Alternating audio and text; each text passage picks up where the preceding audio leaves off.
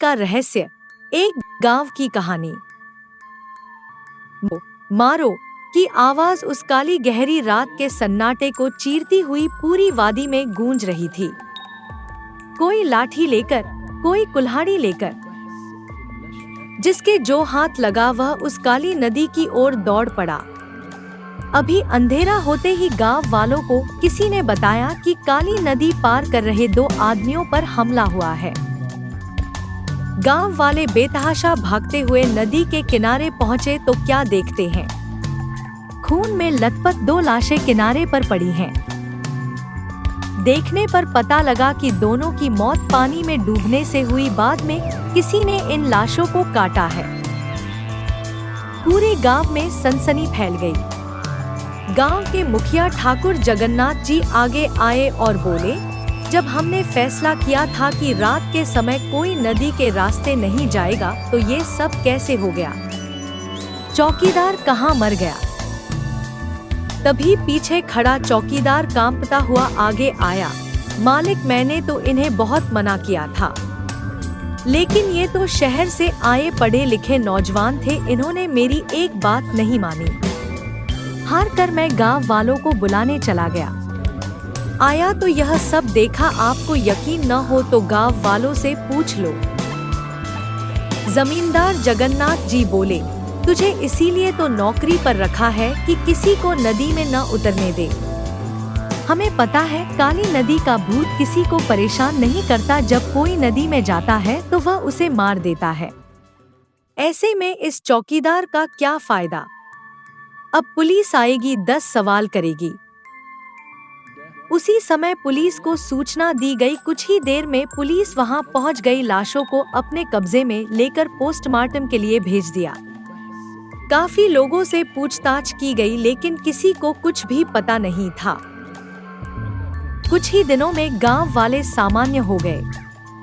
उसी गांव में एक 25 साल का नौजवान जिसका नाम नीरज था, वह एक दिन अपने दोस्त दीपक के साथ नदी के किनारे एक पेड़ के नीचे बैठा था। नीरज बोला, यार ये भूत का क्या चक्कर है? इस भूत के चक्कर में हम कभी नदी में नहीं जा पाते। नदी के उस पार देखो कितने सुंदर नजारे हैं। अगर किसी तरह इस भूत से छुटकारा मिल जाए तो कितना मजा आए।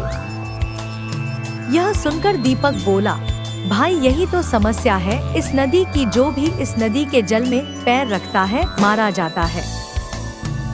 नीरज उस पार जाना चाहता था। उसने अपने दोस्त से कहा, क्यों न हम पता लगाएं कि आखिर यह भूत सबको क्यों मार रहा है। यह सुनकर दीपक बोला, इसका जवाब तो गांव के कोई बुजुर्ग ही दे सकते हैं। गांव में सबसे ज्यादा उम्र के तो केवल पुष्पा के दादाजी हैं। चलो उनके पास चलते हैं। दोनों उनके पास पहुंच जाते हैं। उनकी बात सुनकर दादाजी संभल कर बैठ जाते हैं। वो अपनी पोती पुष्पा से कहते हैं, बेटी तू बाहर जाकर खेल, मुझे इन दोनों से कुछ जरूरी बात करनी है। उसके जाने के बाद दादाजी कहना शुरू करते हैं, बात यह है, बच्ची है, डर जाएगी।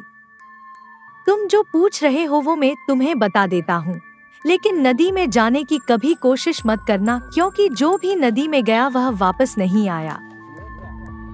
नीरज बोला, बाबा आप बताओ तो सही, बाकी हम पर छोड़ दो।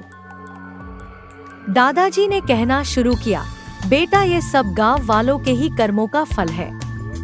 इस गांव में मुकुंद नाम का एक सीधा सादा किसान रहता था। दिन भर खेत में मजदूरी करता था। उसका अपना खेत नहीं था। वह तो उस समय के जमींदार के खेत में मजदूरी करता था। वह पूजा पाठ करने वाला आदमी था। रात को जब वह अपने घर पहुंचता तो उसकी पत्नी पूजा की थाली तैयार रखती थी। पूजा की थाली लेकर वह रात को नदी किनारे बंधी नाव से दूसरे किनारे के मंदिर में जाता था। उस मंदिर में कोई नहीं जाता था, केवल मुकुंद ही जाता था।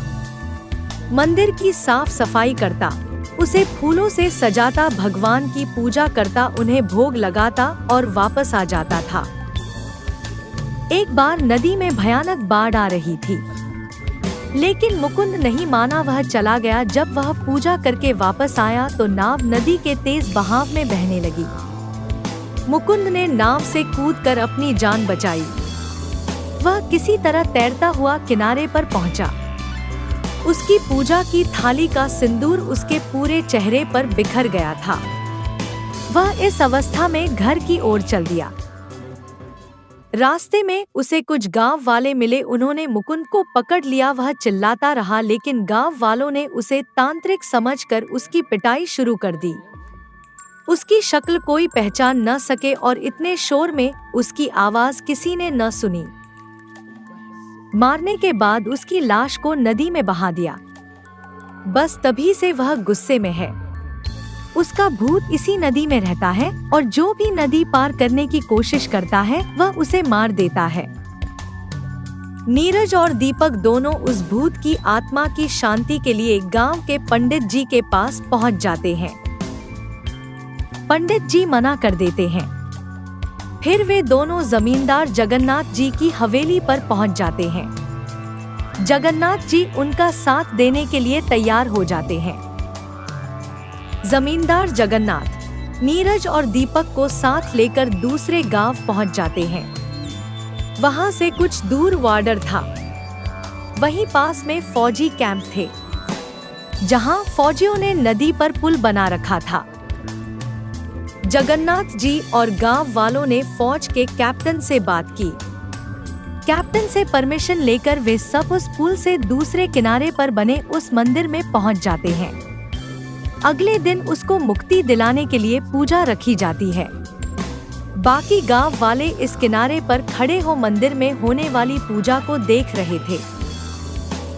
पूजा जब खत्म होने वाली होती है तो चारों ओर से अजीब सी आवाजें आने लगती हैं।